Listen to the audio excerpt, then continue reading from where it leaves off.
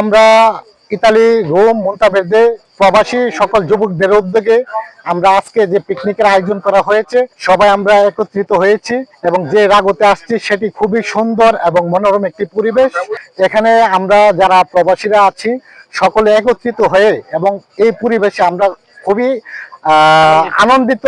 আজকের এই আনন্দ ভ্রমণে আমরা রোম শহরের বাইরে একটা বিশাল বড় লাগু সুন্দর একটা এলাকা, টুরিস্ট পয়েন্ট, আমরা সেখানে আসছি। সুন্দর আবেগঘন একটা পরিবেশে আমরা এখানে একত্রিত হতে পেরেছি।